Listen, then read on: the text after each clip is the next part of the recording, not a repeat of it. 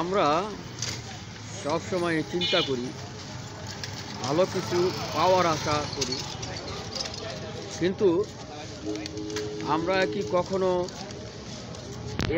এই জিনিসটা চিন্তা করি যে আমি যদি ভালো কিছু আশা করি, আমি ভালো কিছু উপস্থাপন করছি কিনা, আমার কন্ট্রিবিউশন কতটুকু। আমরা সব সময় ভালো কিছু চিন্তা করি, ভালো কিছু পাওয়ার আশা করি, কিন্তু কিছু পেলে কিছু দিতে দিতে হয়, কিছু পেতে হলে কিছু দিতে হয়।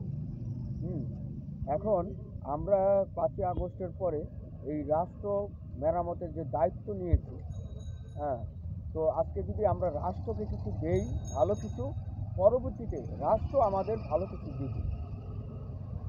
1971 সালে বাংলাদেশটা স্বাধীন হয়েছে, আজকে 53-54 বছর। এই স্বাধীনের পর থেকে আমরা কি দিতে পেরেছি রাষ্ট্রকে, সেটা আপনার নিজের বিবেকের কাছে প্রশ্ন করুন। আপনি নিজে ভাবুন যে আপনার রাষ্ট্রকে কি দিতে পারছেন। তো আপনি যে ভালো থাকবেন, হ্যাঁ, রাষ্ট্রকে যদি আমরা কিছু দেই, রাষ্ট্র আমাকে দিবে। হ্যাঁ, আমরা যদি রাষ্ট্র নিয়ে চিন্তা করি, ঠিক আছে, তাহলে ভবিষ্যৎ প্রজন্ম ভালো থাকবে। ভবিষ্যৎ প্রজন্মকে ভালো রাখতে হলে ভালো কিছু দিতে হবে এবং ভালো নিজের ভিতরে ভালো মন মানসিকতা তৈরি করতে হবে। এখন ভবিষ্যৎ কোন দিকে যায় বলা যায় না, যেই সিচুয়েশন, যে পরিস্থিতি তৈরি হয়েছে, ঠিক আছে, এটা বলা যায় না যে ভবিষ্যৎ কোন দিকে যাবে।